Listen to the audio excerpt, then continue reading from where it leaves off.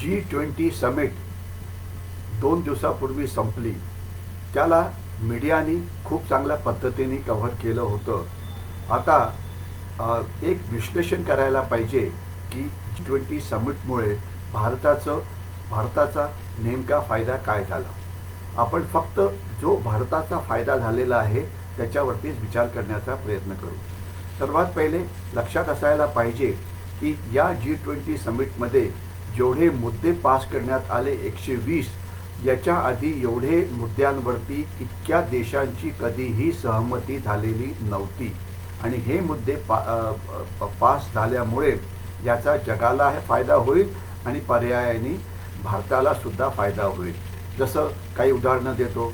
Global वॉर्मिंगमध्ये solar alliance, biofuel alliance किंवा क्रिप्टोकरन्सीजवरती कंट्रोल, स्मगलिंगवरती कंट्रोल, जो व्यापार होतो त्याच्यावरती वेगवेगळ्या प्रकारचे नियम, मग पॅसिफिकमध्ये रूल बेस्ड ऑर्डर, म्हणजे असे अनेक नियम आहेत, असे अनेक कायदे आहेत ज्याचा जगाला फायदा झाला तर त्याचा भारताला सुद्धा फायदा होतो. हे सगळे पास झाले तर हे भारताकरता सुद्धा चांगलं आहे.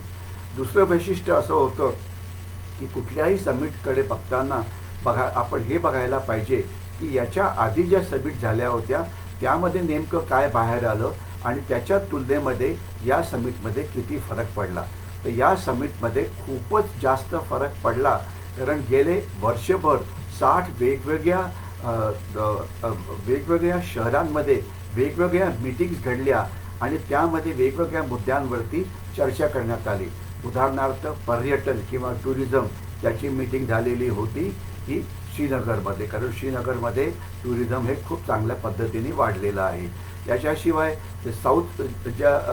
ग्लोबल साऊथ ज्या कंट्रीज आहे त्यांची सुरक्षा कशी करायला पाहिजे याविषयी मीटिंग इम्फाल, जी मणिपूरची राजधानी आहे, तिथे झालेली होती.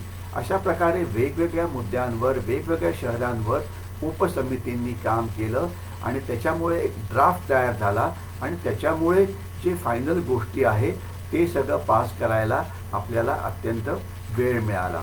आणि इतके सगळे देश एकत्र येऊन जर एक सहमत होत असेल तर याकरता भारताच्या मुत्सद्देगिरीचं किंवा डिप्लोमसीचं कौतुकच करायला पाहिजे. लक्षात असावं की सध्या युक्रेन युद्धामुळे जग हे 2 भागामध्ये वाटलं गेलेलं आहे. एका बाजूला आहे रशिया, दुसरं चीन, नॉर्थ कोरिया काही प्रमाणामध्ये, इराण वगैरे, आणि दुसऱ्या बाजूला वेस्टर्न वर्ल्ड. आणि या 2 ब्लॉक्समध्ये कुठल्याही पद्धतीचं एकमत हे होऊ शकत नाही. असं असताना एकमत झालं आणि इतके मुद्दे पास झाले हे खरोखरच एक मोठं यश आहे. तर आता हे मुद्दे पास झाले याचा भारताला नेमका काय फायदा होईल. लक्षात असावं की युनायटेड नेशन्सच्या आज अनेक बॉडीज आहेत ज्या वेगवेगळ्या विषयांवरती चर्चा करतात आणि त्याच्यावरती लक्ष ठेवून असतात. मी आपल्याला काही उदाहरणं देतो. United Nations human rights commission हे जगातल्या ह्युमन राईट्सवरती लक्ष देतं आणि ट्रेडिशनली हे फक्त भारताला शिव्या द्यायचं, परंतु चीनविषयी काही बोलायचं नाही, वेस्टर्न वर्ल्डविषयी काही बोलायचं नाही. याचं मुख्य कारण असं की UNHRCमध्ये भारताचं कोणी प्रतिनिधित्व नव्हतं. तिथे जे देशांना तिथे आज सिलेक्ट केलं जातं ते मतदान करून सिलेक्ट केलं जातं.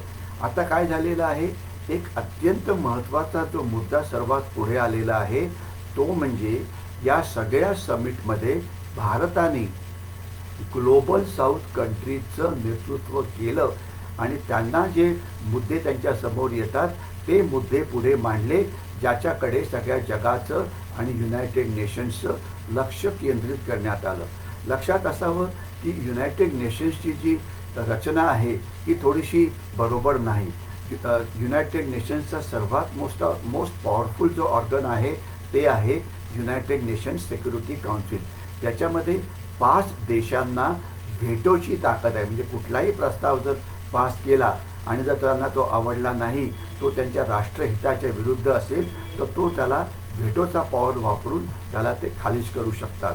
तर याच्यामुळे असं व्हायचं की युनायटेड नेशन्स सिक्युरिटी काउन्सिलमध्ये 80-85% जो वेळ खर्च व्हायचा तो फक्त हे जे 5 मोठे देश आहेत म्हणजे युनायटेड स्टेट्स आहे, रशिया आहे, चीन आहे, फ्रान्स आहे, युनायटेड किंगडम आहे, यांच्याच मुद्द्यांवरती सगळा खर्च केला जायचा आणि कुठलाही पॉईंट जर त्यांच्या विरुद्ध गेला तर ते आपली व्हेटोची ताकद वापरून तो मुद्दा पुढे घेऊनच देत नव्हते.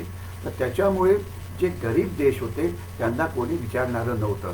आणि आपल्याला आठवत असेल की युनायटेड नेशन्समध्ये जर भारताचा विचार केला तर आपलं काम तिथे फक्त स्वतःला डिफेंड करण्याचं होतं. म्हणजे काश्मीरचा मुद्दा उठवला जायचा, मग पाकिस्तानकडनं, मग त्याला चीन काहीतरी म्हणायचं आणि मग आपण स्वतःला डिफेंड करायचा प्रयत्न करायचो.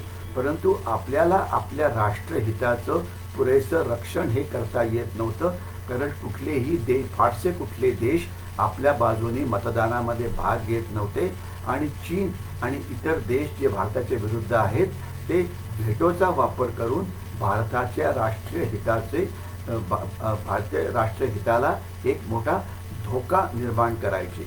आता काय होईल की युनायटेड नेशन्सच्या ज्या वेगवेगळ्या बॉडीज आहेत त्यामध्ये आपलं रिप्रेझेंटेशन वाढेल, कारण वेगवेगळे देश आता भारताच्या बाजूनी मतदान करतील. United Nations food and agricultural organization, United Nations convention on laws of sea, United नेशन्सचं WHO म्हणजे वर्ल्ड हेल्थ ऑर्गनायझेशन, असे वेगवेगळ्या बॉडीज आहेत. मग युनायटेड नेशन्सच्या काही बॉडीज म्हणजे वर्ल्ड बँक आहे, ॲक्च्युली ती युनायटेड नेशन्सची बॉडी नाही परंतु एक जगाची बॉडी आहे. IMF म्हणजे इंटरनॅशनल मॉनिटरी फंड आहे, ते आहेत. एशियन डेव्हलपमेंट बँक आहे. म्हणजे अनेक संस्था आहेत ज्यांच्याकडे प्रचंड ताकद आहे. त्यामध्ये भारताचं रिप्रेझेंटेशन नव्हतं, कारण त्याच्यामध्ये यायला आपल्याला संधीही मिळत नव्हती. आता ग्लोबल साऊथ कंट्रीजचे मुद्दे आपण जगासमोर मांडल्यामुळे या सगळ्या देशांना भारताविषयी प्रेम निर्माण झालेलं आहे आणि यामुळे येणाऱ्या काळामध्ये हे भारताच्या बाजूनी मतदान करतील. आणि एक फायदा तुम्हाला लगेचच सांगतो की एक आहे ICJ म्हणजे international court of justice. International court of जस्टिसमध्ये जे देश त्याच्यामध्ये सिलेक्ट केले जातात ते मतदानाने केले जातात आणि प्रत्येकच देशाला एकच मतदान करायचा अधिकार असतो, लहान असतो की मोठा देश. आणि आता भारताच्या बाजूने इतकी जास्त मतं पडली की ICJ म्हणजे इंटरनॅशनल कोर्ट ऑफ जस्टिसमध्ये जो तिथला मुख्य असेल तो एक आता भारतीय असेल. एवढंच नव्हे तर आपल्याला माहिती आहे की वर्ल्ड बँक की जी एक अतिशय पॉवरफुल अशी संस्था आहे, आर्थिक संस्था आहे ही, तर त्याचा मुख्य कोण आहे तर आहे अजय बग्गा, की जे एक भारतीय मूळ निवासी आहेत. तर म्हणजे आता वेगवेगळ्या संस्थांमध्ये आपली ताकद वाढल्यामुळे, आपलं रिप्रेझेंटेशन वाढल्यामुळे आपल्याला आपल्या राष्ट्रीय हिताचं रक्षण करता येईल. आणि जी दादागिरी पाकिस्तान करायचं की प्रत्येक वेळा काहीतरी कारण काढून मुद्दा वापरायचा, मुस्लिम राष्ट्रांना बाजूने आणून त्यांच्याकडनं एक व्होटिंग पास करून द्यायचे की भारताला कॉर्नर करायचा प्रयत्न करा काश्मीरच्या मुद्द्यावरती किंवा चीन मग वेगवेगळ्या पद्धतीने आपल्याला त्रास द्यायचा की न्यूक्लिअर सप्लाय ग्रुपमध्ये भारताला येऊ द्यायचं नाही, युनायटेड नेशन ह्युमन राईट कमिशनमध्ये भारताला येऊ द्यायचं नाही.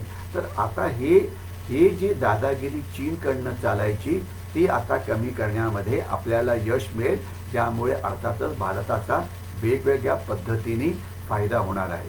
युनायटेड नेशन्सच इम्पॉर्टंट आहे असं नाही, त्या वेगवेगळ्या जागतिक संस्था आहेत त्यांचंसुद्धा फार महत्त्व आहे. उदाहरणार्थ आपण एक एक्झाम्पल घेऊया, वर्ल्ड बँक. वर्ल्ड बँक काय करतं की वर्ल्ड बँक लोकांना, देशांना कर्ज देतं आणि अर्थातच त्यांचा जो कर्जाचा जो रेट असतो हा खूप कमी असतो. तर आपण त्याच्याकडे सुद्धा जाऊन कर्ज घेऊ शकतो डेव्हलपमेंटल ॲक्टिव्हिटी करता वगैरे. तर आता जागतिक संस्थांवरती भारताचं वजन वाढलेलं आहे. युनायटेड नेशन्समध्ये आपलं वजन वाढेल. होऊ शकतं की येणाऱ्या काळामध्ये युनायटेड नेशन सिक्युरिटी काउन्सिलमध्ये आपल्याला मेंबरशिप मिळेल. तर यामुळे आपण जगाच्या समोर एक जागतिक स्तरावरती एक नेतृत्व म्हणून पुढे येऊ आणि ज्यामुळे आपल्याला आपल्या राष्ट्रीय हितांचं रक्षण करता येईल. हा एक सर्वात महत्त्वाचा मुद्दा आहे जो आता आपल्याला हासिल करता येईल. आता आपण इतर काही मुद्दे बघू. आता आपलं G20 समिटमुळे अमेरिका जे आहे त्यांच्याशी आपले संबंध खूपच चांगले झालेले आहे. आणि आपण आता बातम्यांमध्ये ऐकलं पण असेल की GEचं जे इंजिन आहे की जे फायटर एअरक्राफ्टकरता वापरलं जातं ते आता भारताला अमेरिकेकडनं मिळणार आहे. आपल्याला कल्पना असावी की अमेरिकेची टेक्नॉलॉजी ही जगातली सर्वात चांगली आहे. आणि आपल्या एअरफोर्सला विमानाची जी कमी पडते आहे, आपलं मुख्य कारण आहे की आपल्या विमानांकरता लागणारं जे इंजिन आहे LCA Mark II तेजस करता ते आपल्याला डेव्हलप करण्यामध्ये अपयश आलं आहे.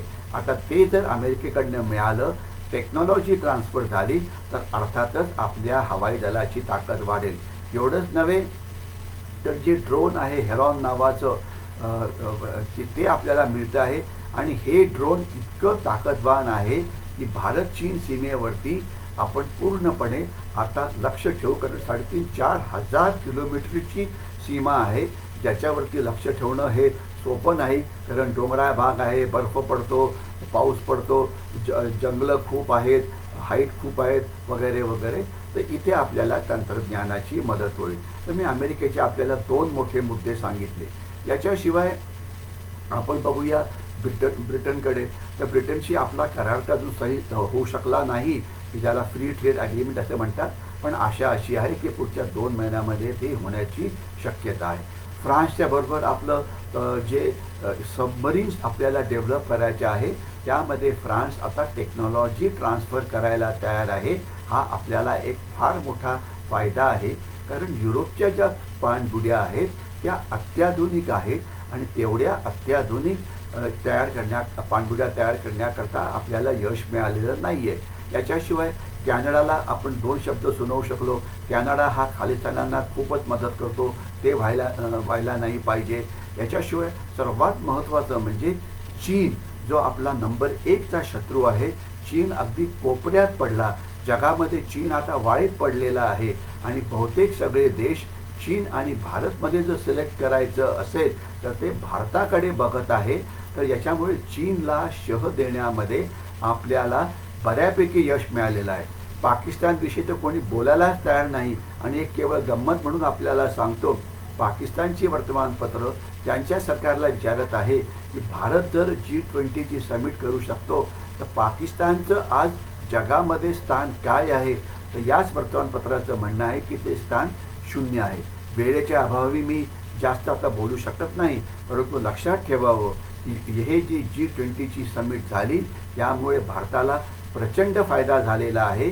आणि या प्रचंड फायद्याचा सर्वात मोठा जो वापर होईल तो म्हणजे आपली आर्थिक जी आघाडी आहे, आपली जी आर्थिक ताकद आहे, आपली जी अर्थव्यवस्था आहे ती अजून जास्त वेगाने पुढे जायला मदत मिळेल. आणि याचं एकच उदाहरण म्हणजे कालच जे आपलं स्टॉक मार्केट आहे इतकं वर गेलं होतं की कारण सगळ्यांना आता कळून चुकलेलं आहे की भारताची अर्थव्यवस्था जगातली फास्टेस्ट ग्रोईंग अर्थव्यवस्था आहे. आणि अनेक कारखाने जे चीनमधून बाहेर पडत आहेत ते भारतामध्ये यायला मागत आहेत. तर मला वाटतं या समिटमुळे खूपच फायदा झाला, याचा आपल्याला खूप फायदा होणार आहे. तर ही एक समिट अत्यंत यशस्वी होती आणि यापुढे आपल्या राष्ट्रीय हितांना वेगवेगळ्या स्तरावरती रक्षण करण्याकरता आपल्याला नक्कीच मदत मिळेल. मी इथे थांबतो. जय हिंद.